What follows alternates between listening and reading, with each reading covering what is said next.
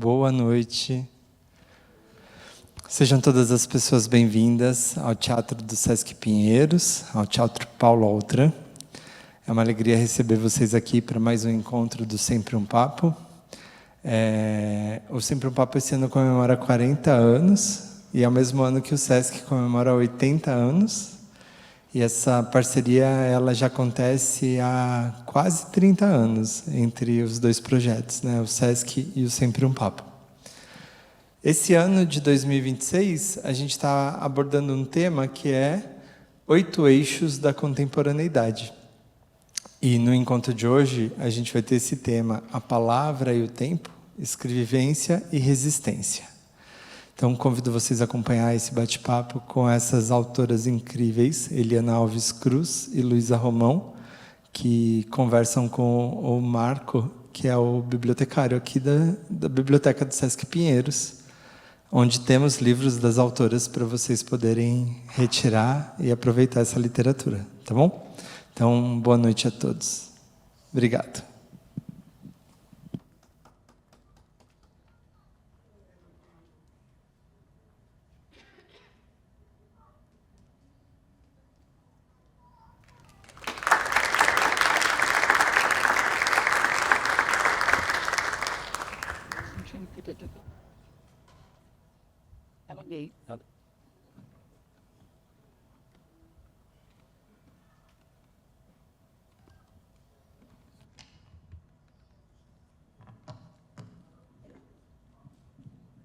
Boa noite. Sejam todas as pessoas bem-vindas. Quero dar boa noite à Eliana, à Luísa. Irei fazer aqui uma breve apresentação da nossa conversa de hoje. A ideia é que iniciemos uma conversa aqui, sobretudo, entre as duas convidadas, e, ao final, abrindo também para as perguntas do público.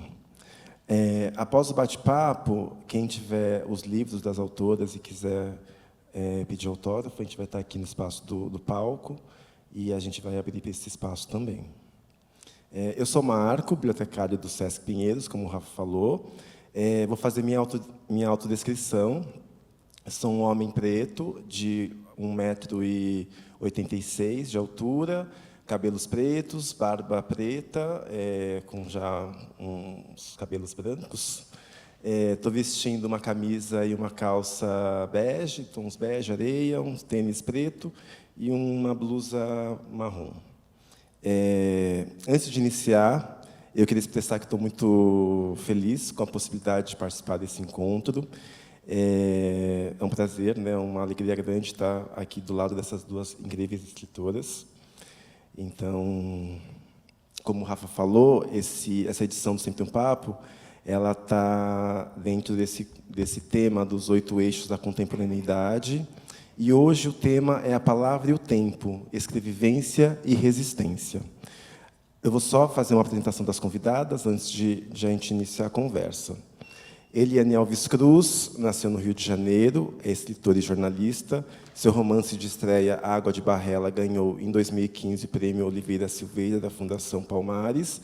É autora de O Crime do Cais Valongo, 2018, Nada Digo de Ti, Que em Ti Não Veja, 2020, Solitária, 2022.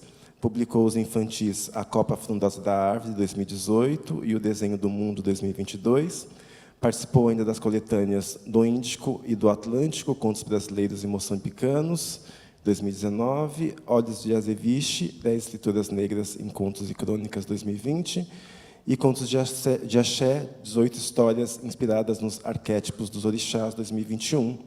Em 2022, Eliana ganhou o Prêmio Jabuti, primeiro lugar, no eixo Literatura Conto, com o livro A Vestida. Estou até com ele aqui, ó. Esse daqui tem na nossa biblioteca, inclusive. Agora, Luísa Romão, nasceu em Ribeirão Preto, São Paulo, é poeta e atriz, autora dos livros Nadine, 2022, Sangria, 2017, Coquetel Motolov, 2014, participou das antologias de poesia 29 Poetas Hoje, 2021, Querem Nos Calar, Poemas para Serem Lidos em Voz Alta, 2019, coleção Islã Antifa, 2019, Há anos participa da cena de saraus e slams da cidade de São Paulo, tendo sido vice-campeã brasileira em 2014 do Slam BR. Produziu diversos trabalhos que mesclam poesia, cinema e performance a partir de seus livros, tendo participado de festivais em várias partes do Brasil, Europa e América Latina.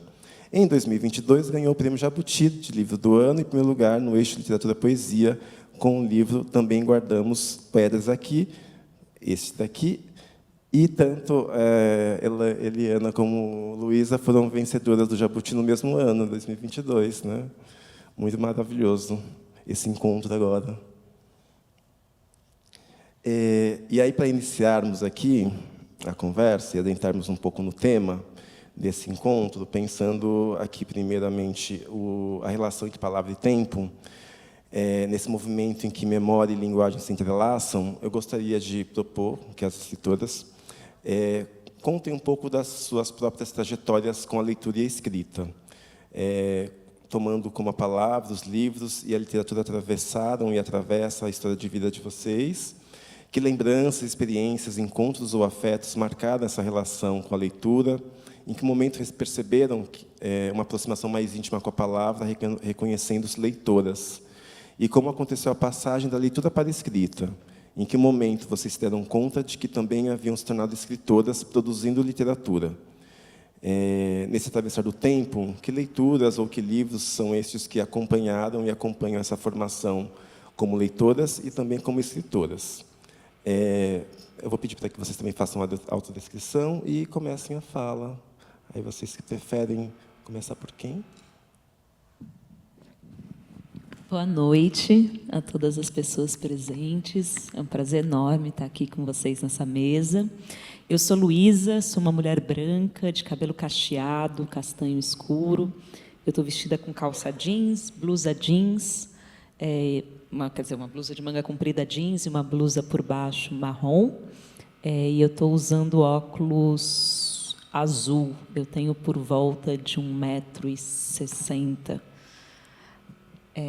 Bom, essa resposta daria para ficar aqui falando um tempão, né? Eu vou tentar, já que você falou de memória, evocar algumas cenas, tanto da minha infância quanto dessa passagem da leitura para a escrita. Eu acho que a primeira cena eu sou uma Luísa por conta de uma música do Tom Jobim. Meus pais queriam chamar de Tom, mas é o ano que Erundina é eleita prefeita aqui em São Paulo, então eu me torno Luísa por conta dessa música. Eu tenho um irmão que chama Chico, um irmão que chama Caetano, e a caçula se chama Betânia. Então, digamos que a literatura, principalmente pensando a canção, né, como literatura, a música como poesia, sempre esteve presente muito na minha vida. Eu sou filha de 2 professores. Minha mãe, professora de redação durante muitos anos, depois de análise do discurso. E meu pai, um cara que, enfim, estudou história, educação, sociologia e várias coisas assim na humanidades. E aí eu vou pegar 2 cenas que eu acho que foram marcantes para mim, pensando nesse lugar da leitura, né? Uma é que 4 filhos, eles tinham que inventar muita coisa para fazer nas férias, para manter essas criançadas toda ocupada. E aí minha mãe inventou uma coisa de que cada livro que a gente lesse, a gente ganharia R$5. Eu peguei a coleção Vagalume, eu li 28 livros em 30 dias. E daí eu comprei o primeiro, na época era uma fortuna isso, um radinho de som. E uma segunda cena é que minha mãe, durante muito tempo, foi muito ativa com o MST. Ribeirão Preto, para quem não conhece, é uma região que o agronegócio faz uma destruição massiva, não à toa se autodenomina a Califórnia brasileira. Então, lá, né, nesse período dos anos 2000, quando eu morava na cidade, a gente tinha também muitos assentamentos, um dos maiores assentamentos da América Latina é lá. E minha mãe, junto com várias lideranças, começou um projeto de leitura circulante, chamava Leitura de Barraco, pensando aí todas as místicas do MST, né, do movimento sem terra, da reforma agrária, e pensando também a circulação da literatura junto com as cirandas das crianças, enfim, e alguns projetos de alfabetização. Então, para mim, acho que são 2 cenas que se complementam, né? Esse lugar da leitura solitária para tirar uma grana e de um prazer ali já para ler policial. Eu amava, por exemplo, Marcos Reis. É algo que me fascina, inclusive em momentos de Copa. Como chama o livro da cópia, gente, das figurinhas? O Gênio do Crime, um livro que eu amo. E eu acho que uma segunda cena é esse lugar da literatura como um ativismo político, esse lugar da literatura, da biblioteca, que está em espaços em que não foram destinados para isso, e, principalmente, a ideia da literatura e da escrita como um fazer coletivo, um fazer, enfim, comum. Então, acho que é assim que eu começo trazendo essas memórias de infância.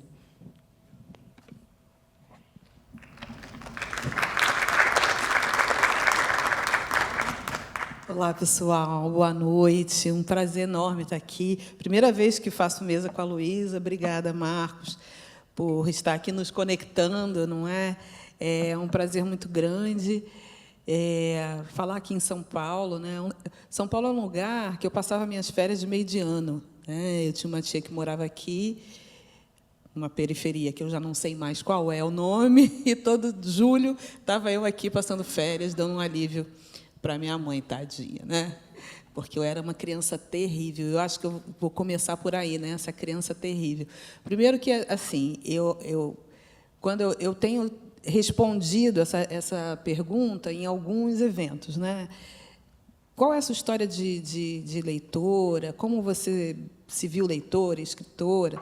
E cada vez que a gente fala uma coisa, ativa uma área da nossa memória, né? A gente vai falando e aquelas lembranças vão saindo. É como se você estivesse revolvendo um recipiente que está tudo assentado lá, e quando você revolve, aquilo vem, né? Então, voltando lá atrás, eu acho que assim, esse gene, esse vírusinho do gosto pela leitura, vem com a minha bisavó lá, faxineira quem leu Água de Barrela, né? Faxineira lá da Câmara dos Vereadores, lá de Salvador, quando ela levava meu pai para assistir recital de poesia. E, a partir dali, eu tenho um outro bisavô também, que esse sim, né, era mais letrado e tal. Então, essas duas pessoas eram de uma geração muito pertinho do fim da escravidão, né, logo ali no pós-abolição, e que entendiam que a educação era a saída. Mas, mais que educação, mais do que aprender português, a matemática, ou sei lá o quê, mais que isso, era preciso algo mais. O que era esse algo mais? Esse algo mais era arte, era literatura, era música.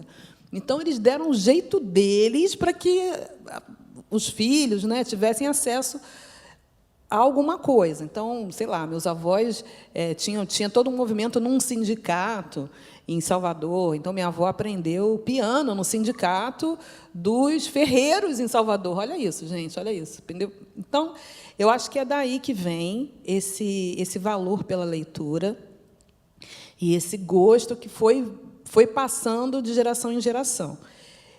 Quando eu olho para trás, essa criança terrível, né, criança hiperativa e menina hiperativa,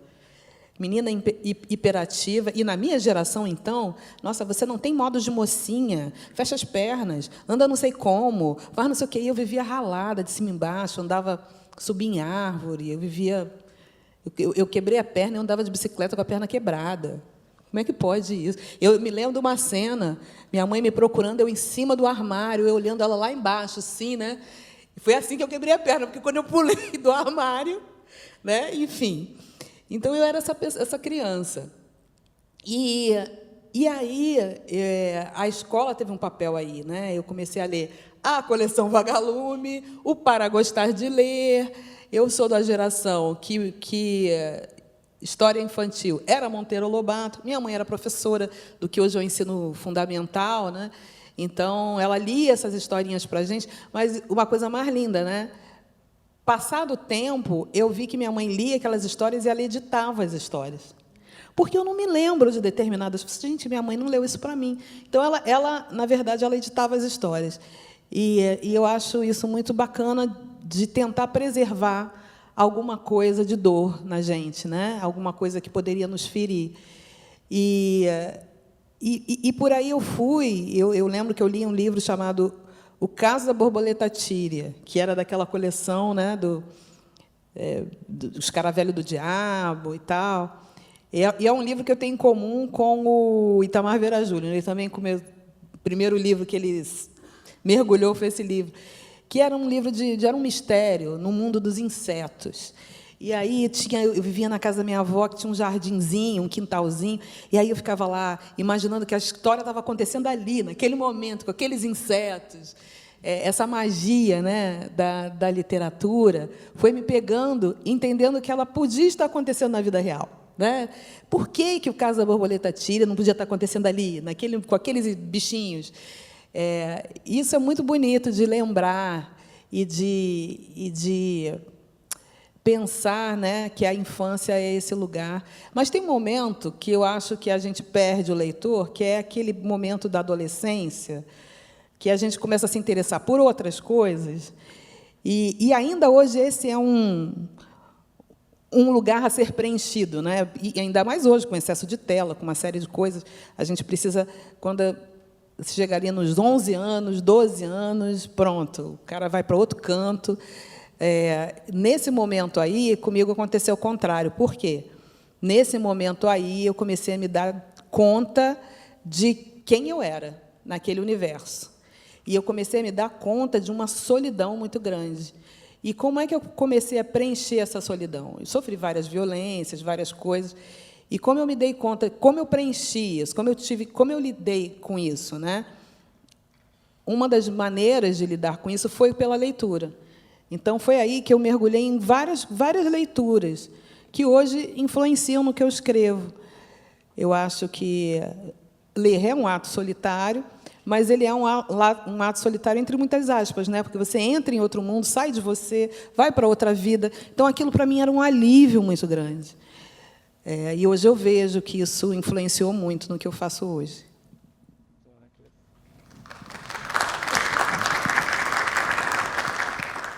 Que massa.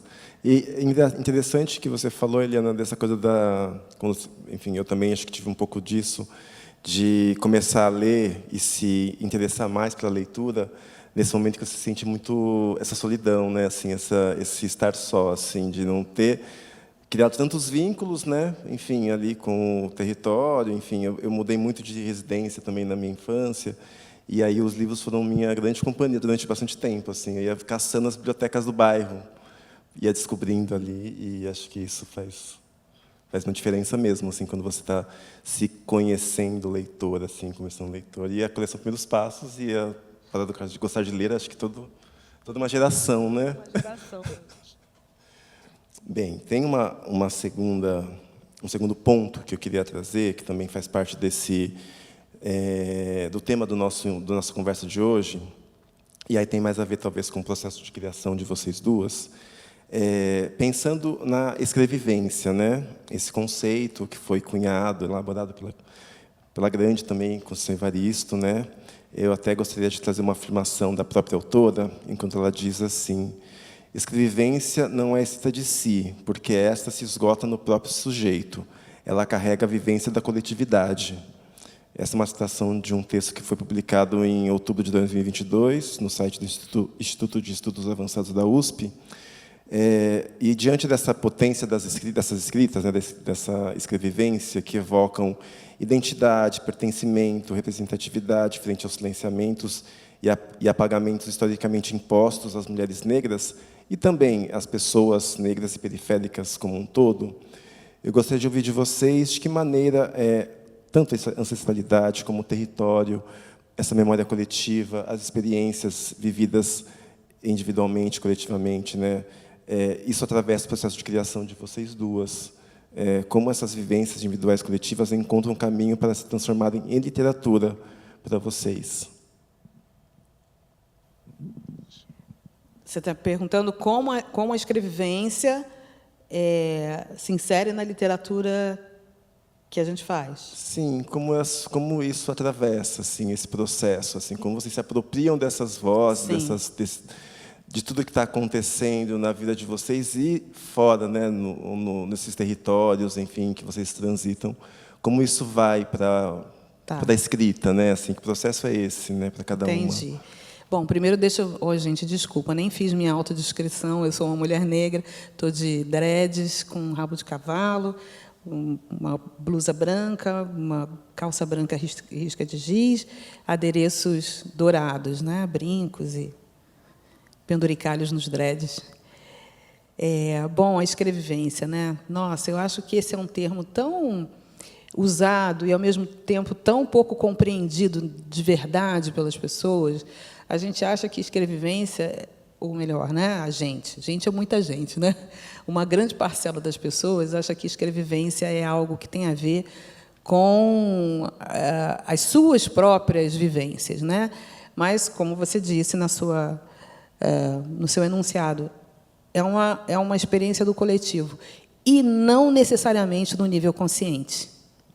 Não necessariamente, quando você senta para escrever, você está consciente de todos os processos que estão incidindo por você ali, que estão interferindo aqui na tua mão que escreve. Isso é muito importante dizer, porque dá a sensação, determinados debates que eu vejo, dá a sensação de que é possível escrever fora de você, sair do seu corpo, né? Deixa a Eliana aqui no canto, que aqui a escritora é esse ser destituído de recheio que vai escrever o negócio. Eu não acho isso possível. Você aparece em algum lugar, vai aparecer. Pode escrever sobre qualquer coisa, tu vai aparecer. Então, eu acho que a escrevivência e a Conceição vive a vida para explicar isso, né? Que é uma vivência do coletivo e, às vezes, do inconsciente desse coletivo. Então, nós, como pessoas que vivem no Brasil, nós temos toda uma experiência em comum, por mais que a gente seja em diferentes classes sociais, pertencimentos étnicos, a gente tem toda uma história em comum que nos perpassa. Determinados grupos têm outra história em comum que também perpassa. Então, isso tudo incide na hora que você escreve, né? E aí, eu acho que é complexo, sabe? Isso é complexo e é muito bonito. É muito bonito. Eu adoraria que a gente conseguisse, né? A gente que eu falo como mercado editorial, como mercado leitor, que a gente conseguisse tirar todos os preconceitos e as ideias, preconceitos no sentido de ideias preconcebidas que temos sobre isso, para conseguir enxergar a escrevivência. Inclusive, pessoas que escrevem que não se veem nesse lugar de pessoas que produzem escrevivências. Produzem, claro que produzem. Das suas experiências, dos seus grupos, das suas, enfim, dos seus pertencimentos. Eu escrevi agora, um exemplo bem prático disso, né, é o Meridiana, que eu acabei de lançar. Veja, eu tenho toda uma obra que investiga a história do Brasil, né, o que não nos contaram, ou que nos contaram de formas enviesadas e atravessadas, por intermédio da história, e sim, da história da minha própria família, enfim, tenho alguns livros, e tenho algumas coisas mais contemporâneas. O Meridiana é um livro que ele não é necessariamente sobre mim. Tem muitas coisas que são do meu pai, pessoas daquela geração, né? A personagem principal, cada capítulo é uma pessoa da família que fala, e tem ali, sei lá, 50 anos da vida de uma família. A menina começa com 9 e termina uma jovem senhora, né, com 50 anos. Então, atravessa a juventude dos pais, a meia-idade dos pais, a velhice dos pais. E cada um que conta vai jogando a história um pouquinho para frente. Foi muito difícil escrever esse livro. Muito difícil, porque assumir a voz de outra pessoa, para que o leitor, para que quem lê, para que não fique artificial, você tem que realmente vestir essa pele. Fazer um trabalho meio que de ator, né? Vestir a pele. E aí é um exercício incrível, porque isso te abre... São processos que te fazem te fazem uma pessoa melhor depois que você acaba de escrever, né? Faz um bem para quem escreve. Foi muito legal, porque eu não julguei, eu tentei não julgar nenhum dos personagens. Eles têm seus modos de pensar, suas experiências, algumas muito diversas da que eu vivencio, do que eu mesmo acredite, enfim, são outras crenças, outras coisas. Mas como é que eu apareço ali? Teve uma menina, bom, não sei se eu vou dar algum spoiler aqui, né? Mas é isso, né, gente? Lamento, vocês têm que ler os livros, porque aí... Não é muito spoiler, não. Mas teve uma menina que falou assim, por que no livro, por que nenhum dos filhos chama a mãe de mãe? Eu não tinha me dado conta disso. Eu falei, não chama? Não, não chama. E ela falou da maior inocência, assim, não chama, por quê? É proposital? Eu falei, cara, eu não tinha pensado nisso, por quê? E aquilo explodiu minha cabeça, né? Eu falei, meu Deus, por quê? Aí depois eu me dei conta. A minha mãe já faleceu, tem 40 anos. Eu não chamo ninguém de mãe há 4 décadas. Eu ouço meus filhos me chamarem de mãe, mas eu chamar alguém de mãe, eu não chamo. Então, a palavra para mim, Eliana, caiu em desuso. Para mim. E como caiu em desuso para mim, aquilo apareceu no texto. Eu falei, gente, que coisa. E aí a personagem tem toda uma questão de memória na personagem, né? Ela está num processo de declínio da memória. E aí ela falou uma coisa linda, ela falou assim, pois é, eu vi ali uma menina tentando reter a memória da mãe. Cara, veja se não é uma pessoa que perdeu a mãe há 40 anos, tentando reter a memória dessa mãe que já se foi há 40 anos. Isso estava num nível consciente, quando eu sentei para escrever? Então, veja como isso é profundo. Então, tem coisas que você não controla, porque você vive, é a escrevivência.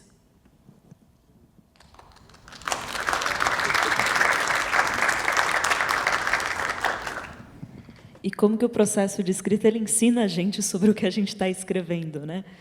Você falando, eu pensei muito nisso, que às vezes vem uma intuição, vem um incômodo, e que no próprio processo de escrita você descobre sobre o que de verdade você está falando, e que muitas vezes vai ser depois, no encontro com o leitor, que você encontra, de fato, onde mais profundo de você, e nesse aspecto não você indivíduo, mas também no aspecto coletivo, isso estava presente. Eu tenho pensado muito nos processos de tradução, por exemplo, que para mim têm sido muito enriquecedores.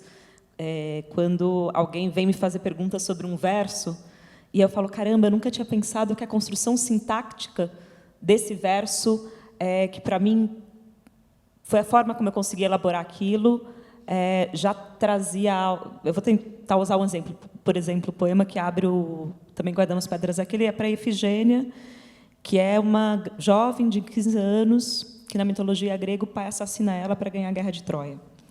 E aí ele é um poema que toda a sintaxe é muito quebrada. Eu vou tirando todas as preposições. E eu tinha essa coisa de ir juntando cada bloco do verso como se fosse construindo um pouco essas pedras que formam um muro. Mas eu não tinha consciência nenhuma disso. Assim, na hora que eu estou compondo, eu ia falando junto, e ok, então aqui eu vou quebrar o verso aqui. E aí, quando a gente foi traduzir o livro, quase todas as tradutoras e tradutores colocavam as preposições onde eu tinha tirado. Eu falava, gente, é para tirar a preposição, não tira. A sintaxe é estranha, a sintaxe é estranha. E depois eu entendi por que quem está narrando esse poema é a Efigênia, que está sendo sacrificada para o pai, para todos esses patriarcas que vão fundar a literatura ocidental, ganharam uma guerra. Então, eu falei, é o discurso de uma menina que está em vias de adormecer para sempre. Então, é óbvio que não vai ser uma sintaxe linear, uma sintaxe bem construída.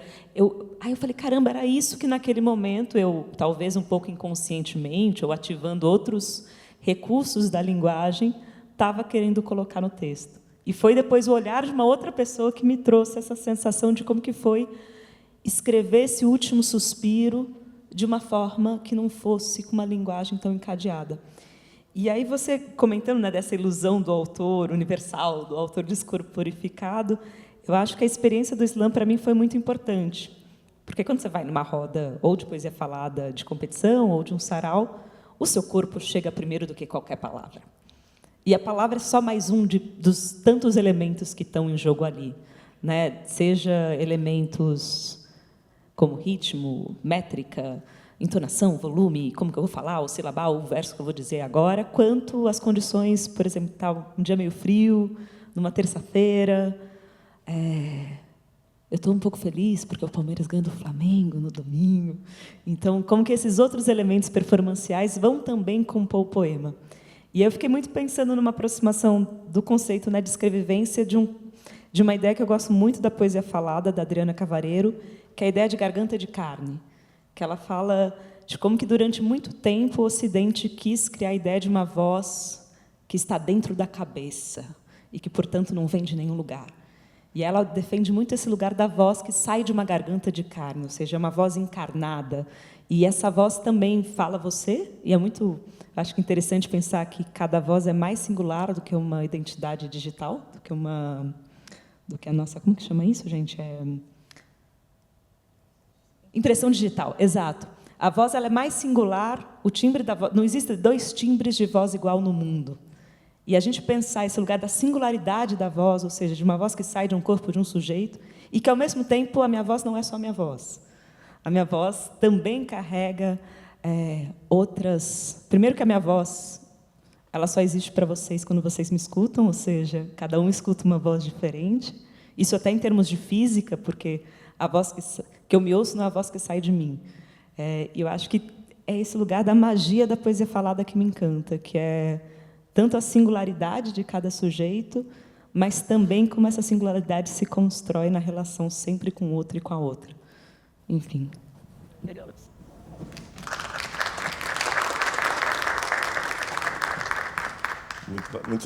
Muito maravilhoso. E essa coisa do slam, da poesia falada, até a Eliane estava falando que também queria fazer. Fazer um dia poesia falada, mas é uma coisa que é esse exercício também, né, de você estar junto dessas pessoas, né, essa troca também, né?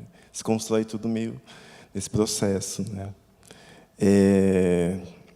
E, na verdade, queria também, pensando um pouco nos temas que a gente tem hoje na pauta aqui dessa conversa, né, desse encontro, a gente falou de palavra e tempo, né, e escrevivência, e a gente também está aqui para falar um pouco, ou pensar um pouco, refletir um pouco sobre resistência, né, dentro desse contexto da literatura.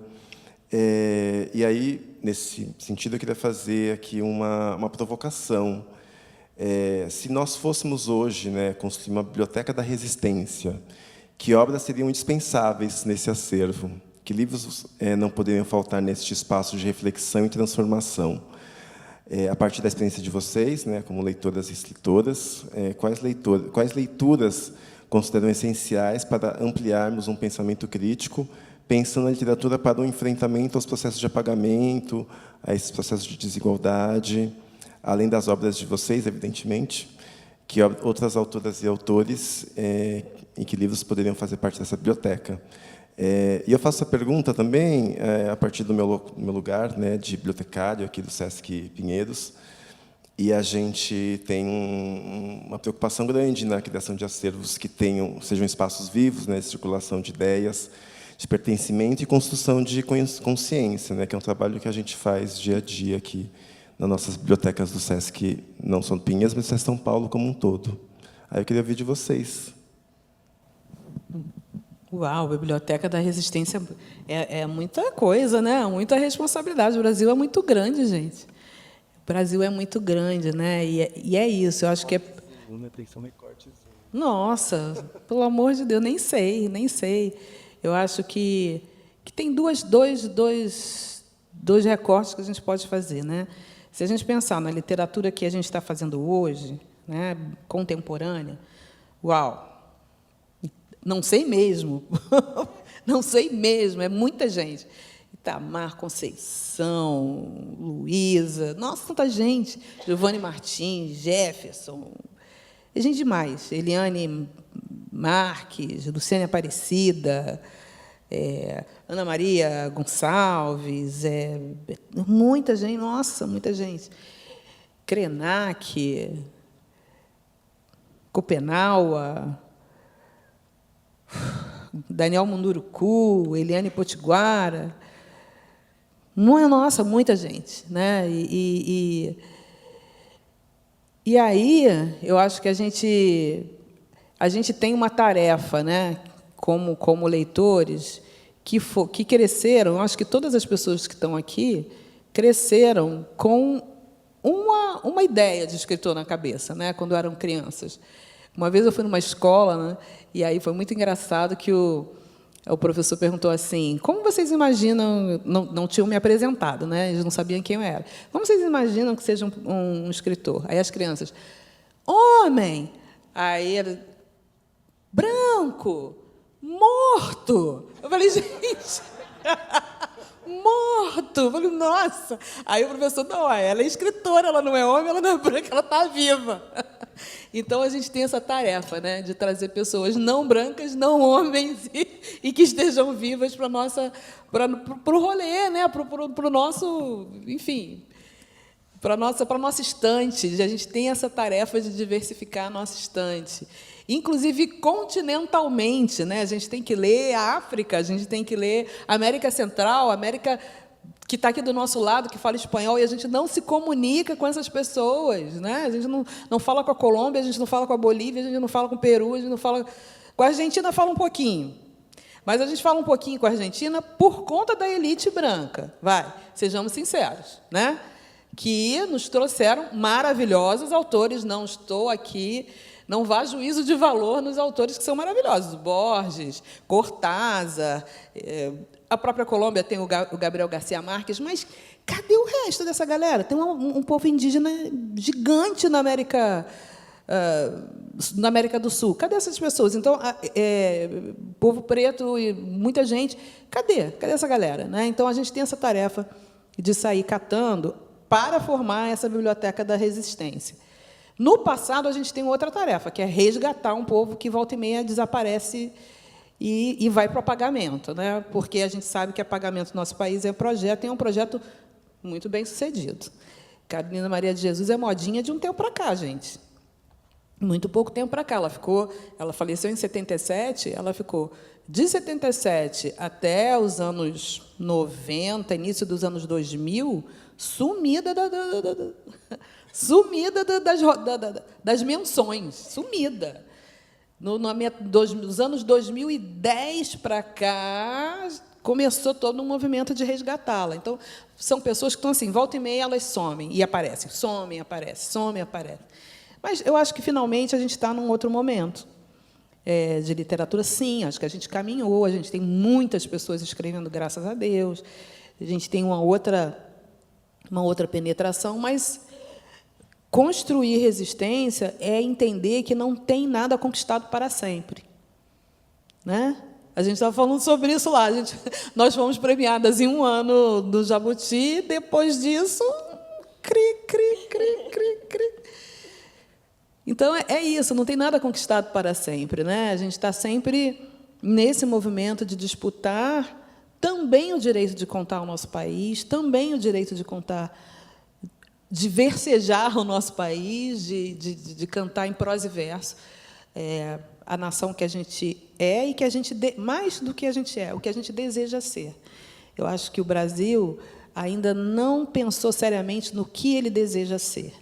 Daí vem uma grande parte das nossas mazelas, porque se você não sabe exatamente o que você deseja ser, de verdade, você não consegue traçar um plano, não consegue e fica batendo na trave, e vai e volta, e tem essa trajetória um tanto errática que a gente tem como nação. E construir uma biblioteca também é parte disso. Eu me sinto super contemplada. E acho que eu só adicionaria pensar que é uma biblioteca que não é só, talvez, do livro, né, como centralidade dessa literatura, que pode ser um dos suportes, né, mas que também seja uma biblioteca que acolha os canto-poemas, como diz o Edmilson do Congado, que acolha as cantorias do Vale do Pajeú, que acolha os raps, os funks, os sambas, e também toda essa poesia oral que muitas vezes fica nesse dilema da inclusão, mas sempre da inclusão numa posição subalternizada, né? Assim, um pouco tem uma pesquisadora que eu tenho lido bastante, que é a Ana Maria Ochoa-Gautier, que ela pensa muito as poéticas orais do século XIX. E como que tem esse movimento da literatura instituída de falar, vou beber lá para fundar as literaturas nacionais. Isso é um movimento que a gente vê bastante aqui no Brasil, né? Um pouco como buscar num bálsamo de autenticidade desses países que estão começando a se formar como nação, e que cria-se aí a ideia de oralidade, mas o quanto que esse conceito não é criado exatamente por uma elite letrada, que aí você inclui, mas inclui sempre numa posição hierarquizada, né? E acho que essa biblioteca da resistência também entende essas poéticas orais naquilo que é diferente da poética escrita, daquilo que também existe por si e que acaba também, enfim, pedindo as suas formas de escuta, as suas formas de leitura, de compreensão, e que, enfim, bagunçam um pouco também alguns conceitos aí da literatura mais enrijecida, dessa cidade letrada, dessa elite letrada que, como a Eliana estava falando, impõe tantos cânones, né, há tanto tempo, e o que imagens de Brasil, de povo e tudo mais. Então, é isso, assim, me sinto muito contemplada. E, saindo de Brasil, uma coisa que eu, particularmente, como leitora, estou apaixonada, é muito pensando nas literaturas arábicas. Assim, eu acho que o livro que eu li nos últimos tempos, que, se fosse para mim, poderia estar lá na nossa estante de abertura da biblioteca, é a Antologia Gaza, a Terra da Poesia.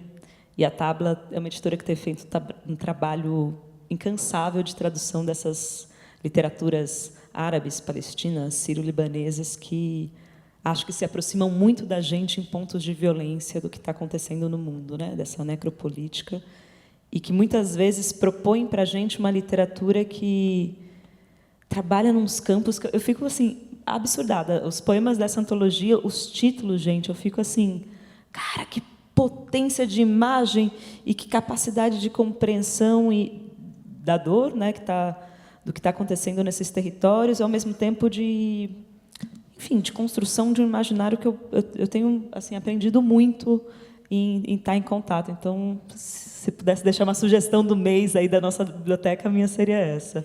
E você já reparou, Luísa, que quando a gente vê especialistas, pessoas que têm essa origem, né? Principalmente origem palestina, e que, quando vão falar sobre política, trazem sempre uma imagem poética. São pessoas extremadamente cultas, educadíssimas na fala, né? Tem uma fala cortês, tem uma fala polida, num sentido de respeitosa, e trazem sempre uma poesia, trazem sempre uma imagem poética, trazem sempre uma metáfora. Eu acho isso tão fascinante, porque a gente está numa época tão tosca, né? A gente está numa época tão tosca em que as pessoas não conseguem abstrair, a gente está. Isso é péssimo para poeta, né? É péssimo. Você, pelo amor de Deus, você não consegue fazer uma imagem que a pessoa não entenda que aquilo é uma analogia, ela entende literalmente, como se aquilo fosse, né? E aí isso é problemático para a gente. E eu acho que essa literatura tem a ver com essa forma de se expressar, que é uma forma infinitamente mais bonita e humana de se relacionar.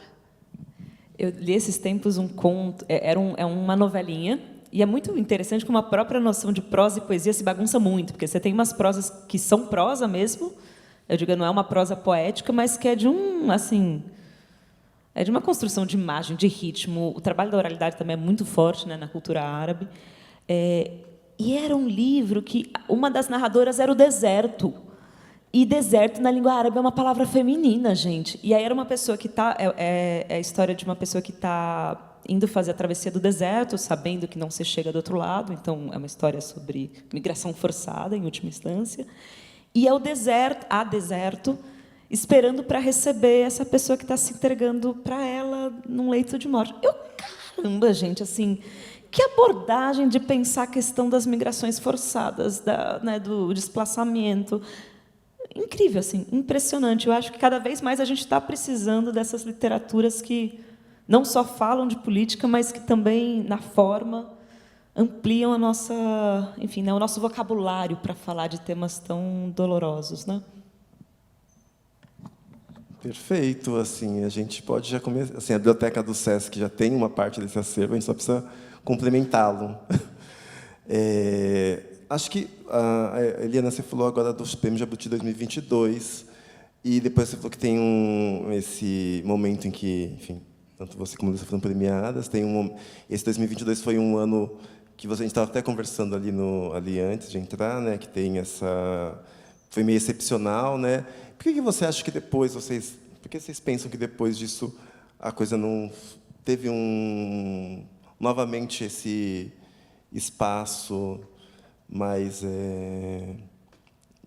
enfim, que não de uma falta de uma presença assim de outras vozes, assim, que ficou aquela coisa, voltou-se um pouco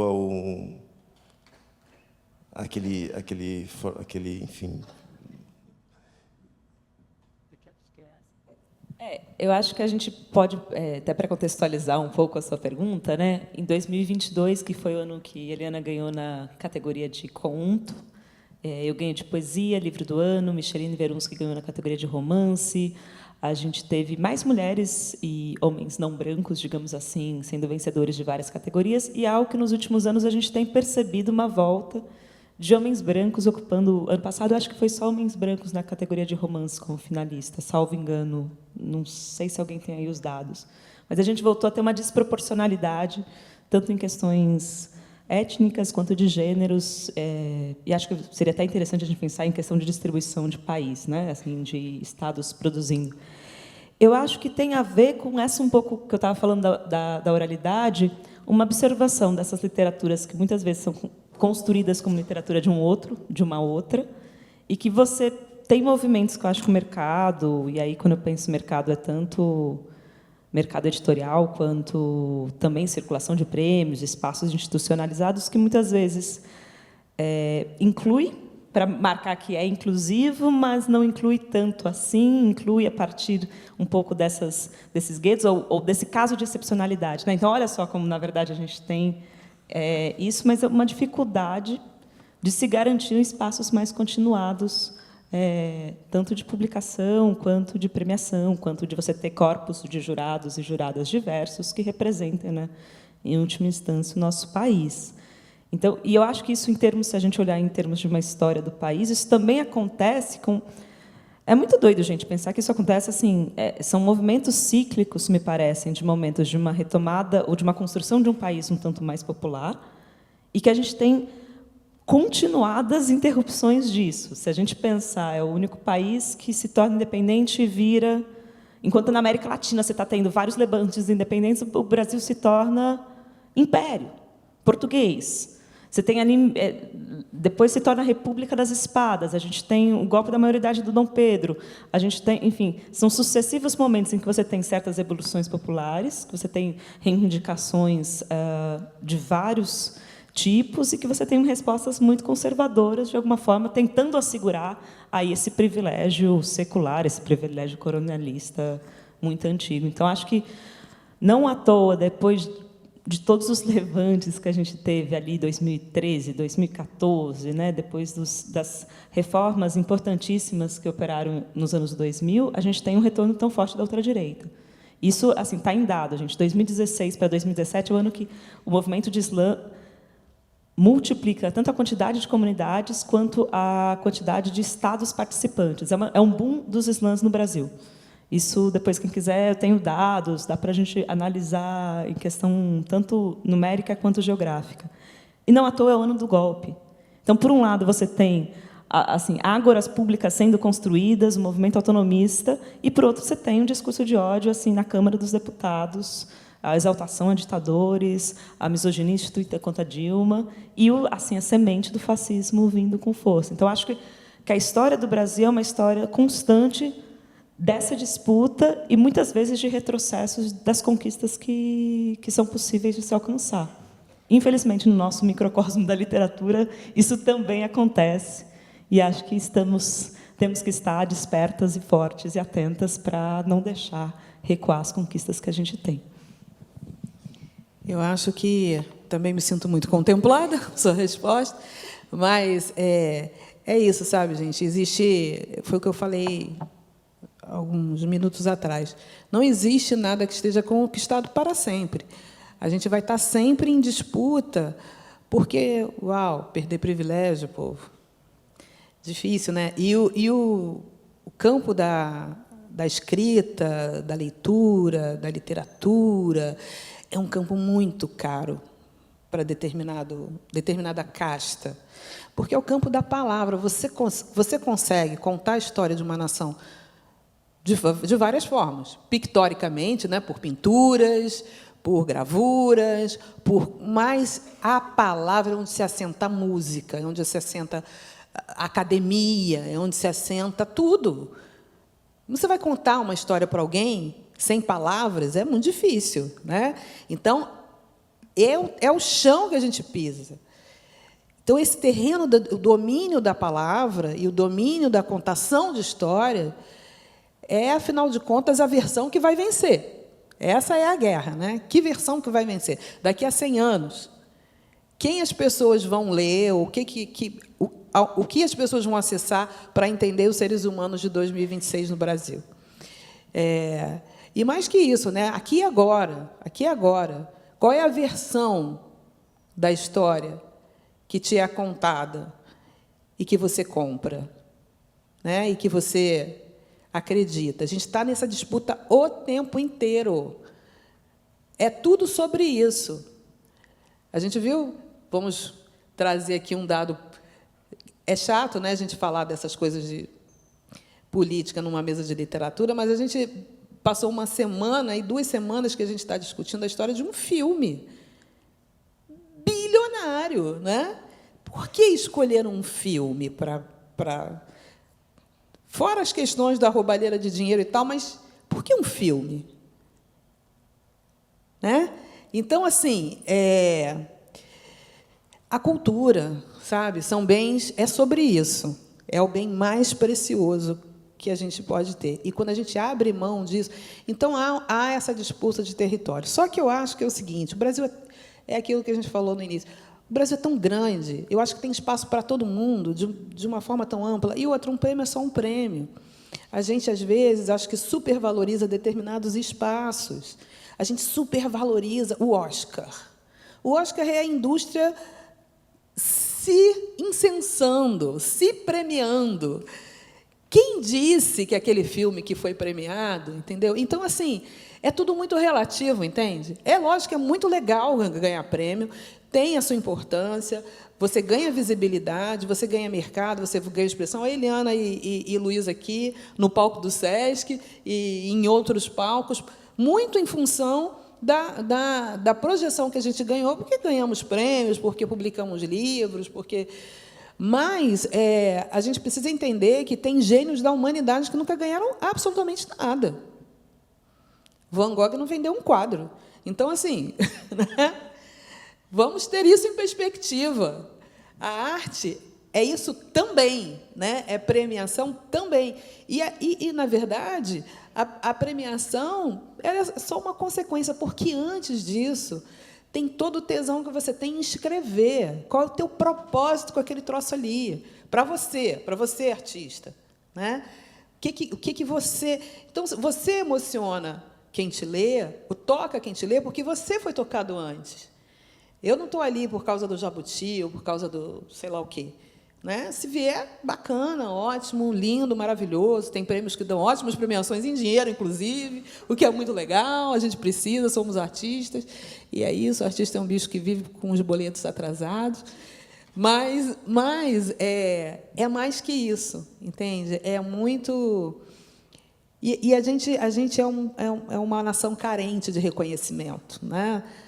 E somos um povo, mulheres, pessoas pretas, pessoas LGBTQI, a gente leva muito não na vida. É muita porta na cara, sabe? É muito não que a gente leva na vida. Então, quando você ganha um prêmio, você fala assim, uau, ganhei um sim!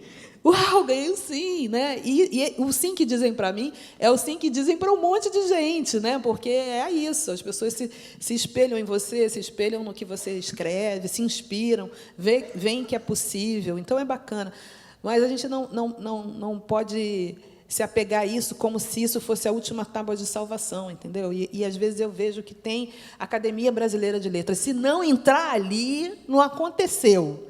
Falei, pelo amor de Deus, bacana entrar, mas Lima Barreto não está lá, gente. Clarice Lispector não está lá. Carolina Maria de Jesus não está lá. São menos artistas por causa disso. Então, eu acho que é isso. A gente tem que começar a botar as coisas em perspectiva. Vai ter essa disputa sempre. Não é fácil perder espaço, não é fácil você disputar, né? Teve uma autora aqui que fez não citarei nomes, né? Mas que fez uma mesa assim, né? Com uma pessoa muito conhecida e disse assim: olha, que interessante, né? Pessoas que, como você, que até ontem eram porteiros do prédio, agora falando em autoliteratura. Então, assim, essa fala é um resumo de Brasil, né? Essa fala é um resumo de Brasil. Pessoas como você, que antes eram porteiros de prédio, hoje falando em alta literatura. Isso é uma grande ofensa para uma parcela uma dor de cotovelo. E você está ganhando o prêmio que ela acha que é dela. Uau, né? Então, vai ter esse tensionamento, mas é estatística, inclusive, da Câmara Brasileira de Livros, que os maiores compradores de livro hoje no Brasil são mulheres negras da classe C e D. Ora, né? Por que será? Ora. O que será que está acontecendo? Então, por aí, acho que te respondo muita coisa.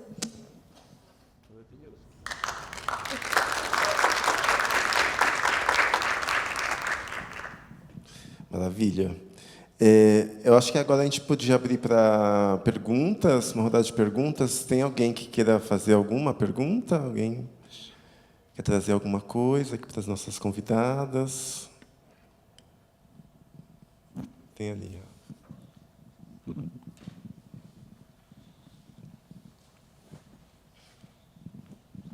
Boa noite. Agradecida pelas obras de vocês. Parabéns. Eliana, eu tenho uma curiosidade em Água de Barrela, né? O personagem feminino é Akin, né? Na descrição que você faz dele em África, né? É uma beleza, ele vivendo lá e de repente vem uma dor, a violência, né? E todo o sofrimento descrito. Queria saber se essa história realmente você ouviu, né, da sua bisavó, avó, que ele passou, né, foi passando de geração em geração. Queria saber um pouquinho dessa história dele. Muito agradecida. Qual é o seu nome? Sou Alessandra. Alessandra, essa é uma pergunta que sempre me fazem, né? E aí eu não vou contar o que é verdade e o que é mentira, senão tira a magia do livro, né, gente? Mas o escritor mente, né? O escritor é um bicho mentiroso. Mas não é mentira. Essa, para quem não leu, o Água de Barrela é uma história ficcionada da história da minha própria família, de meados do século XIX até agora, né, até nossos dias, 2015, quando eu terminei o livro. Então, uma saga, e tem um recorte de tempo de 170 anos. Começa na África, vai para o recôncavo da Bahia, Salvador, e depois Rio de Janeiro, que é onde tem parte da família onde eu nasci e tal. Essa parte mais antiga, né, da história, mais distante, eu tenho uma tia que ela é personagem do livro, que é a Anolina, tia Nunum. Ela fez esse ano 105 anos. E tia Anolina, ela é diagnosticada com esquizofrenia paranoide desde os 10. Então, é uma pessoa que é como se ela vivesse lá nos anos 30, quando ela tem uma memória muito preservada da infância e da juventude dela. Ela foi uma fonte preciosa, é como se você achasse assim um fóssil, né? Um fóssil mesmo, porque você está registro de um tempo que não existe mais, uma pessoa muito rara. Quem está vivo hoje para te contar uma história dessas, né? E ela conta muita coisa que ela escutou. Ela é uma longa história de como eu acessei essa memória, né? De como foi todo um trabalho. Eu fui estudar o que é esquizofrenia, eu fui estudar como se dá, quais são os sintomas, fui conversar com pessoas, com médicos, fui conversar com acadêmicos. Então, eu conversei com um historiador na Federal do Recôncavo, professor Walter Fraga Filho, e ele falou assim, ele ganhou um super prêmio aí nos Estados Unidos, é o Oscar da História, ele ganhou num livro, um estudo que ele fez, ele tem um livro que é Encruzilhadas da Liberdade, que fala da população pós-abolição, da população do Recôncavo, o que aconteceu ali, né, no pós-abolição. Então, pega o finalzinho ali dos últimos anos de escravidão e vai até o início do século XX, ele fez esse recorte, ele faz um grande estudo, é incrível o livro dele. E aí eu fui conversar com ele quando eu estava escrevendo, né? E ele falou assim para mim, olha só, deixa eu te falar, você não está fazendo nenhuma tese de doutorado, de mestrado, não sei o quê. Tudo que ela te falar interessa. Por quê? Além de ser um romance, vamos imaginar que ela esteja inventando. Ela está inventando em cima de alguma coisa que ela viveu ou que ela escutou. Então, de alguma forma, é verdade. Eu acho isso tão bonito, sabe? E aí isso mudou também a minha relação com ela e a minha relação de escuta e o que eu aproveitaria ou não para a história. Então, ela me contou muita coisa. Aí falou assim, mas olha, eu vou te falar, isso aqui que ela está dizendo existe, essa rua existe, a geografia do lugar é exatamente assim, tinha essa procissão não sei como, e não sei o quê. Então, ele foi validando várias coisas que ela falava e que a gente não dava ouvido, porque é isso, né? Você tem uma pessoa com comprometimentos mentais, a primeira coisa que você faz é invalidar aquela pessoa. Nada que ela fala entra por um ouvido e sai por outro. Você, imagina, a louca, né? O louco. A gente rotula as pessoas dessa forma. E todo mundo tem uma história para contar. Então, quando eu consegui tirar essa capa de preconceito e fui conversar com ela e escutá-la de verdade, né? Nossa, se abriu um mundo para mim, um mundo de coisas. Então, ela contou várias coisas sobre esse personagem, sobre esses personagens. E depois eu enriqueci, não é que eu menti, mas eu fui enriquecer pesquisando a geografia do lugar que ela me falou, a própria história do lugar, a própria história da escravização, né, de como se dava, quais eram os processos. Tem ali, nessa parte do livro, tem uma jihad que acontece ali, né? Essa jihad, ela já não poderia não acontecer na metade do século XIX, né? Mas poderia, sim, porque são regiões sempre conflituadas desde sempre, né? E tem coisas que não estão no registro da história, não estão no registro, né? Muita coisa ainda a se descobrir sobre esse mundo. Então, é isso, sabe? É tudo verdade e é tudo mentira.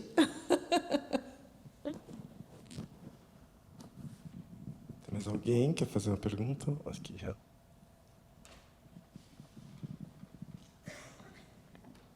Obrigado. Eu sou Vitor Silva, sou poeta. Eu não tinha uma pergunta, mas eu não podia não podia perder a oportunidade. E eu estava matutando aqui o que tem me atravessado nesse contato enquanto leitor.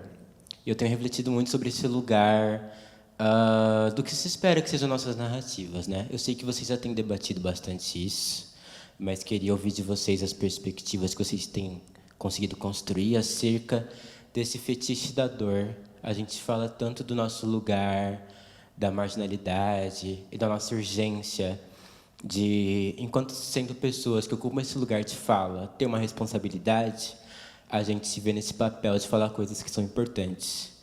E falando de coisas que são importantes, a gente acaba falando muito de dor, né? E eu queria pensar junto com vocês quais as possibilidades a gente tem de construir e ensaiar felicidades pelo discurso. Fico pensando nesse lugar, por exemplo, no Islã, eu acompanhei muito, né? A Luísa e outros autores, o quanto o discurso político é fundamental, isso é maravilhoso, mas é muito a imagem da dor também, que é refletida naquela performance. E aí a gente vai vendo outras propostas que vão se construindo de slams eróticos, de slam romântico. Vai sendo necessário ramificar outros segmentos para que se oportunize, né? Acho que eu já até vi um vídeo em que perguntam para poetas: é possível ganhar o slam com um poema de amor? Né? Então, eu fico pensando...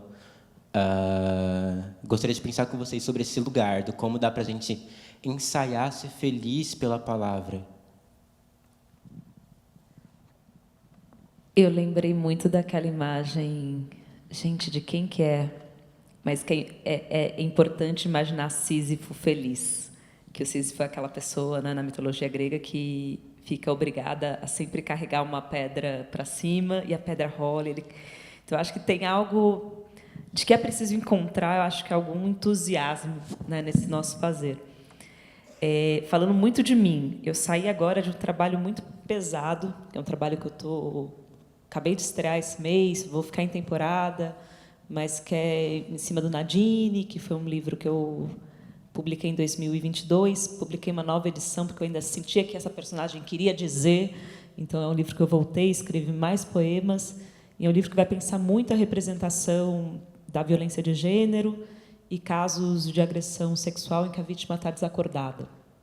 Então, são temas muito pesados, né? E pensando nesse lugar da vulnerabilidade, do corpo adormecido, da beleza e tudo mais. E aí foi muito intenso, porque, assim, um pouco meio que um mês depois de eu entregar essa segunda versão original, menina, eu estava voltando de um... você da feira de Tiradentes. Eu estava voltando para pegar o avião no Rio para voltar para São Paulo. Estava eu, o Ondjak e o Daniel Condo no carro. E aquela coisa de curvas e curvas e curvas e curvas e curvas, a gente conversando sem parar, onde já não para de fazer piada, acho que ele ativou algum lugar aqui meu que estava muito já esgotado, porque era isso, eu tinha ficado uns 3 meses muito mergulhada nesse tema que é muito denso. Aí os dois fecharam os olhos, né, falaram, vamos descansar um pouquinho. Na hora que eu fechei o olho, me veio, plim, um roteiro inteiro de um infantil. É impressionante, assim, é como se aquilo que a gente começou a falar no começo da mesa, me veio um desejo muito grande de falar para a infância.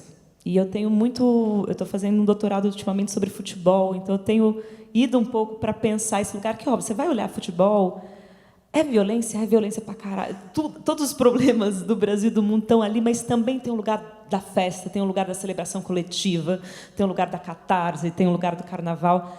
E aí veio uma narrativa infantil que eu jamais pensei que eu que sou a pessoa que só faz poema de slam, fosse escrever um olhar. É um livro terno, é um livro que fala de uma menina que vê o pai chorar e tenta entender o que é o futebol que faz os homens chorar. Essa o mote do livro. Então, é um livro que discute masculinidade, discute questões de gênero, discute afeto, mas é um livro terno. E eu acho que foi um pouco uma tentativa de resposta exatamente a isso que você falou, assim, um lugar quase reparador, sabe? Depois de um trabalho que demandou muito, conseguir encontrar alguma ternura e falar para a infância e abordar também, desde esse outro lugar, desse outro imaginário, temas que muitas vezes vêm mais pelo lugar da densidade. Pois é, né? O fetiche da dor, Nossa Senhora, né?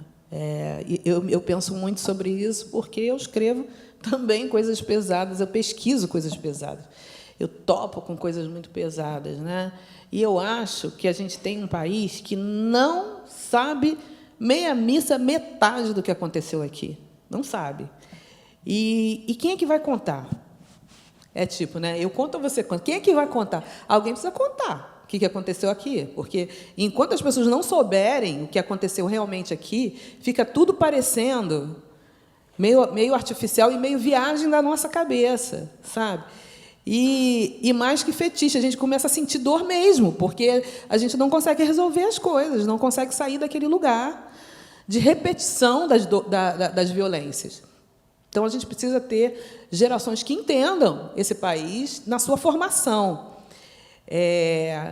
Eu um pouco tento fazer isso, né?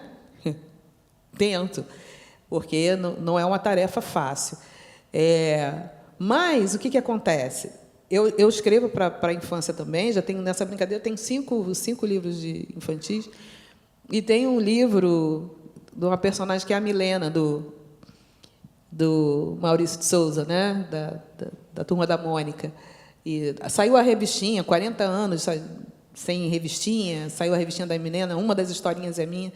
Mas, para além da questão da escrita para a infância, que é um lugar que você precisa celebrar, de alguma forma, a vida.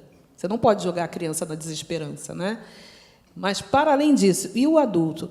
É muito interessante que as pessoas leiam um livro, por exemplo, como Becos da Memória. Eu ia falar o Água de Barrela, mas Água de Barrela ou Becos da Memória da Conceição, e não consiga ver naqueles personagens para além da dor deles. Que pessoas poderosas são aquelas, por mais que estejam ali numa desgraceira. E, na verdade, é o que o Brasil inteiro faz. O Islã e a oralidade começaram a ser valorizadas quando as pessoas começaram a olhar para além da dor o tanto de arte que existe nessas comunidades, nessas tradições, nesse fazer artístico. Então, quando você olha uma história de uma família, como no Água de Barrela, que tem lá um açoite, ou tem uma violência, ou tem uma coisa mais gráfica, né? Que, ai, meu Deus, isso dói. Mas você não vê que aquela família está fazendo de tudo para ficar junta, está criando 1000 coisas incríveis juntas, conseguiu passar para uma outra geração outros valores, conseguiu. Quando a gente não consegue ver além do açoite, porque, gente, o Jornal Nacional está aí. Quer fetiche da dor maior do que a nossa mídia, do que a nossa imprensa, né? E todo mundo não tem alerta de gatilho quando você liga a televisão e te mostram lá 120 corpos mortos na favela, não sei das quantas, entendeu? Então, por que a literatura a gente tem que ficar com esse? Porque determinados povos não abrem mão. Não abrem mão de contar para o mundo aquilo ali. Não abrem mão. A galera, a comunidade judaica é profundamente competente nisso, né? Eles contam e recontam as suas histórias para que não sejam esquecidas e para que não sejam repetidas. Então, acho que a gente precisa elaborar essa dor para que a gente leia e ela não nos afete tanto como ela. A gente precisa de um grande divã coletivo, entendeu? Para que ela deixe de ser fetiche, porque quando você usa essa palavra fetiche, é uma palavra muito da psicanálise, né? Da área da questão psíquica, que você sente prazer em ver um corpo martirizado, ou uma dor, ou sei lá. Você sente prazer em ver determinada cena. Tem o fetiche da dor, como tem fetiches inúmeros, né? Que prazer é esse, né? Então, não é para ser prazeroso, é para ser apenas uma passagem que a gente entenda o que formou aquelas pessoas. E uma pessoa que cozinha, uma vez leu o Água de Barrela, um chefe de cozinha, adorei as receitas. Ele passou ao largo leu, obviamente, né? Adorei as receitas, reproduzi esse doce, fiz esse negócio aqui com fruta-pão, que eu não fui procurar fruta-pão e não sei o quê. Olha só, é o foco que a gente tem, entendeu? Que eu acho que a gente precisa redirecionar o nosso olhar, mesmo nas histórias de dor, que é o que a gente faz nas nossas comunidades, gente. Uma favela do jeito que existe, não era para existir. Não era para existir no Brasil um lugar que não tem saneamento básico, não tem luz, não tem poder público nenhum ali, que você precisa de um poder paralelo para ter um sinal de internet, para ter um... Não era para existir isso. A gente não tem como romantizar isso, mas as pessoas conseguem ver beleza ali, apesar disso tudo, não é? Então, tem a dor, mas você consegue transcender isso. Então, eu acho que é um pouco isso, né? Quando eu reli agora o Becos da Memória para fazer um trabalho, eu falei, gente, que coisa bonita isso aqui, que coisa linda que Conceição. Tem uma cena que ela fala da festa junina, né? Do cara que era o cabo, que tinha mais grana na comunidade e que bancava a festa junina da comunidade toda. Eu vi aquela festa, né? Ela contando da festa junina, que ele comprava as comidas e não sei o quê. Eu vi cada personagem, eu vi aquela cena. Gente, coisa linda. Então, é isso, né? A beleza e a dor está no olho de quem vê. Então, a gente tem que tratar o nosso olho para ver a dor, mas, principalmente, para ver a beleza.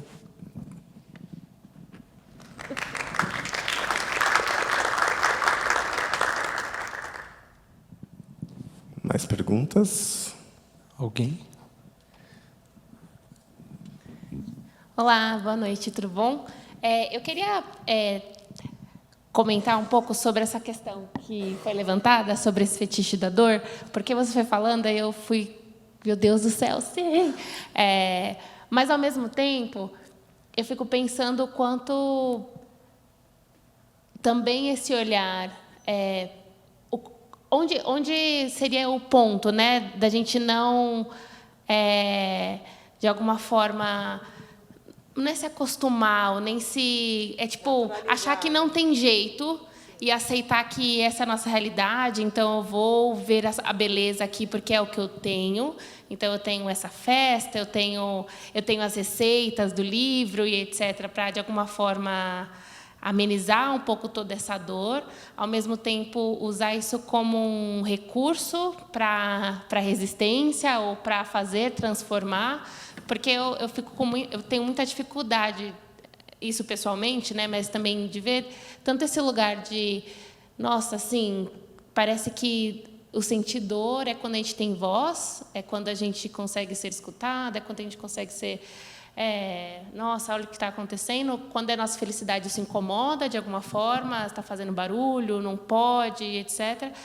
E como navegar nisso e como usar, talvez, a dor ou a felicidade, ou seja lá qual for, para essa resistência, né, para transformar. E aí eu queria saber um pouco de vocês, assim, o que vocês acham. Qual é seu nome, perdão? Larissa. Larissa. Pois então, eu acho que... existem plataformas diferentes, né, para você se expressar. Então, você tem o livro, a literatura. Na literatura, você tem poesia, romance, literatura de gênero, mil formas de se expressar na escrita. Você tem o audiovisual. Eu sou roteirista. No audiovisual, essa é uma questão, porque você está vendo ali, né? Uau! Você está vendo a Lupita Nyong'o com as costas arrasadas aquela cena da Lupita. Aquilo foi um pesadelo para mim depois que eu vi aquele filme. Eu sonhei com aquela cena noites, né? Que é uau, é muito violento, né? Então, a gente realmente precisa, porque se um escravizado em 1800 e alguma coisa era açoitado num pelourinho em Salvador para 100 pessoas que estavam ali em volta, se você martiriza esse cara aqui, ele vai para 1 milhão de pessoas. Então, você remartiriza as pessoas de uma forma em larga escala, worldwide, né? World Wide Web, né? www. Então, é realmente uma questão. Eu fico sempre economizando, né? Eu vou roteirizar um filme agora, que eu falei, cara, como é que eu vou fazer para que não fique esse espremeu e sai sangue, né? Como é que eu vou... Porque tem formas de você mostrar a violência sem ser explícito. E, às vezes, é muito mais violento. Você imaginar uma coisa, às vezes, é muito mais violento do que você vê. Se o cara for bom da forma como ele... Uau! Né? Você está imaginando aquilo ali. Então, é toda uma técnica. É técnica. Eu acho que é técnica de escrita, é técnica de construção de personagem, é técnica de narração, é técnica, porque a escrita é conteúdo e é principalmente também forma, né? Como você divide essa história, como você, na boca de quem você bota o quê, é toda uma arquitetura para qual é a sua intencionalidade com aquilo ali. E eu acho que cenas de sexo, cenas de violência, elas ganham mais força quando elas são economizadas ao máximo e, naquele momento preciso, ela aparece. Senão você banaliza. É isso que você falou, senão você banaliza. E aí, uau! E tem uma coisa que me incomoda, em alguns livros, algumas coisas que às vezes eu vejo, que as pessoas usam, né? O autor ou a autora usa a violência como gancho. Como gancho. Né? Tem umas escritas que e agora? O que vai acontecer com ela aqui? Ele deu um tapa nela aqui. Aí vai para o próximo capítulo, ele faz outra violência com ela aqui, e você fica na expectativa do que vai acontecer para lá. Então, quando você tem um corpo martirizado, que esse corpo vai sendo martirizado e você vai sendo levado na narrativa pela violência, isso eu acho que é um fetiche da dor. Né? Mas quando essa dor, quando essa violência, ela tem um propósito dentro da história, eu estou mostrando isso aqui porque eu quero que você entenda a psique desse personagem aqui. Ela não está ali para te prender no livro, né? Ela está ali com um propósito. Então, é principalmente isso. Mas isso aí, gente, isso é um seminário. Nossa, concordo completamente de que a questão é como representar a violência, né? Sem cair nessa revitimização, que eu acho que quando a gente vai falar de figuras que já estão vitimizadas, muitas vezes a grande mídia, né, o mercado vai revitimizar mais uma vez. E eu acho que, além disso, tem uma questão que é qual o efeito... Tudo bem, que o efeito ele é sempre construído pelo leitor e as recepções são diferentes, né, de leitura para leitura. Mas qual que, em última instância, é o efeito que você quer quando você coloca uma violência em cena, enfim, né, em cena ou numa cena? Que eu acho que, muitas vezes, a lógica da mídia hegemônica ou a lógica enfim, do cinema hegemônico e tudo mais é produzir catarse. E aí eu falaria para a gente voltar e pensar que catarse é expiação da culpa e piedade, né? Então, o Brecht, eu sou muito assim da época do teatro, né? Quando o Brecht fala, gente, não é via catarse, não é por você, porque a catarse que ela é, você se apieda e, ao mesmo tempo, quando você se emociona, você, de alguma forma, também se desresponsabiliza por aquilo. E eu acho que muito de se colocar, muitas vezes, a violência em extremo, ou isso, utilizar a violência como mote, ou como reencenar cenas que já são muito violentas num contexto ficcional, sem essa economia, ou, pelo contrário, até aumentando as tintas. Então, mas, por Nadine, eu fui estudar muito construção. Você vai pegar filme policial, é clichê, gente. A maior parte das mulheres são vítimas e aqueles crimes horrendos, e a única imagem que você tem, a única figuração de imaginário que você tem. É óbvio que, como é um problema que continua sendo repetido, é isso. A gente vai sentar e vai escrever uma vez, outra vez, outra vez, outra vez. Mas como que essa imagem não seja puramente para gerar um efeito catártico no espectador? E que termine, ok, eu choro, meu Deus do céu, realmente, que triste isso, e vou para minha casa e tudo mais. O Brecht, uma das soluções que ele encontra na dramaturgia é criar procedimentos de estranhamento. Que aí, mais do que você se chocar com aquela cena, você vai tentar olhar para o processo que engendra isso. Isso não quer dizer que seja chato, que não tenha emoção, que não seja sensível, que não tenha humor, que não seja... Enfim, mas como que a gente coloca o foco mais em entender os processos através desse... E aí, no caso do Brecht, ele vai falar de como que o melodrama ou o funcionamento dramático ele vai funcionar a partir de uma identificação uma identificação extrema entre espectador e ator, e entre ator e personagem. E que, quando você começa a criar espaços de estranhamento, você convoca exatamente essa mirada para pensar a estrutura, seja a estrutura da dramaturgia, seja a estrutura do problema que ele está encenando. Então, acho que parte também é se pensar o que, em última instância, você quer provocar com essa violência que você está, enfim, né, representando ou tematizando. Eu terminei de escrever um livro agora, e aí tem uma personagem que eu adorei escrever, porque ela é extremamente vingativa.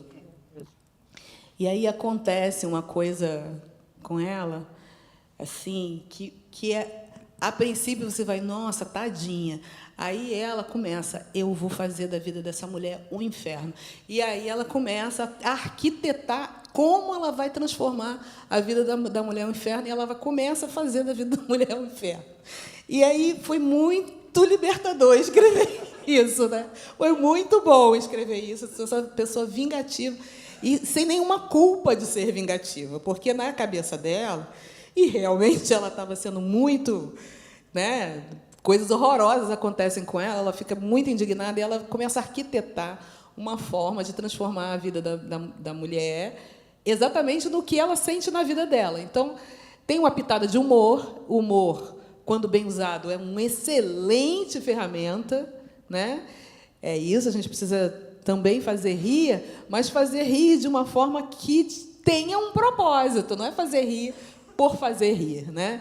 Então, tem uma pegada de humor, mas tem ali uma ironia, tem um passivo-agressivo, tem um monte de coisa que ela é muito vingativa. E esse sentimento de vingança, ele te enseja muita coisa, né? Você te leva para muitos lugares. Então, tem recursos para a gente elaborar isso, né? Essas violências que a gente sofre, essas coisas terríveis, sem provocar essa catarse dessa forma. E, gente, eu não sou contra o choro, tá? Pelo contrário, eu acho que chorar junto também é um puta ato, foda pra caralho. Ainda mais em noites de Libertadores, quando o seu time perde, poder abraçar alguém e chorar junto é bom demais. Mas acho que total, né? Essa catarse aristotélica grega a gente pode deixar para trás. Pessoal, a gente está meio que chegando no final dessa conversa. Se tiver mais alguma pergunta, acho que... Eu queria fazer um único comentário rápido. Então vai lá, Rafa. É porque eu fiquei pensando, eu sou o Rafa, né? Sou aqui do Sesc Pinheiros, e quando vocês falaram dessa questão do fetiche da dor, e vocês trouxeram para um lugar da psicanálise, da psicologia, e eu fiquei pensando no lugar da magia, né? De como que o fetiche, numa ideia ancestral, ele está muito ligado a essa ideia de transformar alguma coisa. E quando a gente trabalha essa ideia de trazer a dor para a escrita, é porque a gente não quer que se esqueça, né? A gente quer que mais pessoas saibam que aquilo aconteceu e que não pode ser repetido, né? Então, fiquei pensando um pouco sobre isso, como que essas dores que aparecem também nas histórias e que muitas vezes na oralidade elas são escondidas da gente nas nossas histórias familiares, e a gente só vai descobrir quando a gente vai cavucar, que é isso, né? No texto vem muita dor, mas nas conversas as pessoas tentam trazer um mundo ideal, assim, de uma família perfeita, mesmo que a gente saiba que não é bem assim, né? Então, fiquei pensando nisso, assim, nessa dor, nesse lugar dessa magia transformadora que a escrita promove. Sim, eu acho que a gente tem agora uma geração, né, na literatura contemporânea, muitas pessoas que elaboram a dor de um jeito mágico. Quando o Krenak traz, né, o fim do mundo, todos os finais de mundo, ele não está trazendo... Ele não está falando de apocalipse, ele está falando de renascimento, de que muitos povos já viveram o fim do mundo muitas vezes. E a sensação que a gente tem é que, quando se fala em fim de mundo, é o fim de que mundo? Qual é o mundo que está acabando, né? Ele traz essa reflexão para a gente justamente ressignificar a vida e colocar magia nas coisas e entender que, ok, tem aqui um incêndio acontecendo, mas ele já aconteceu. Eu me lembro que assim, 2018, né? Não preciso falar nada. Aí fui num evento, numa livraria, e só tinha eu e Conceição de negras, de pessoa preta, na livraria toda. E aí o povo desesperado, e agora? Não sei o quê, e chorava, e não sei o que lá, e não sei o que lá. Aí a Conceição, aquele jeitinho dela, falou para mim, pegou a mãozinha dela, botou assim: mas, Eliana, nada do que acontecerá já não nos aconteceu, não é mesmo? Ou seja, caramba, a desgraceira que vocês estão prevendo, a gente já viveu isso séculos e séculos e séculos. Nós já temos as ferramentas, né? Então, quando a gente traz essa dor, é para mostrar que, olha só, isso aqui já foi vivido, e essa pessoa aqui sobreviveu a isso. Então, amigo, tu pode também, né, sobreviver. Você pode também sublimar isso aí, né? Principalmente não é sublimar, porque sublimar é você passa por cima, mas o negócio continua lá. Você pode apagar aquilo, né? Você pode construir outra coisa. Eu não gosto muito das palavras assim, sei lá, decolonial, anticolonial, não sei o quê. Por quê? Porque tem colonial ali.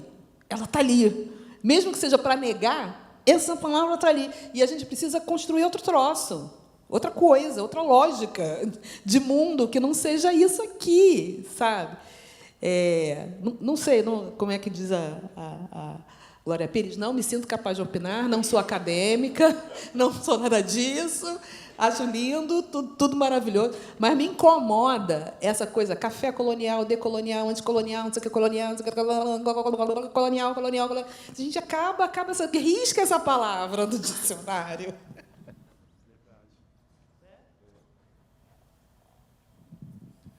Gente, tem mais alguma coisa? Vocês querem, Liana, Luiz, querem colocar alguma coisa final? Fazer alguma consideração? Deixar algum recado? Eu vou com um verso curtinho, então. Exatamente desse projeto que tanto custou e tal. Vem lana vingar a morte, deixá-la petit e pegajosa, milkshake de canudinho. Pobre dos vampiros, condenados à eternidade sem sorvete.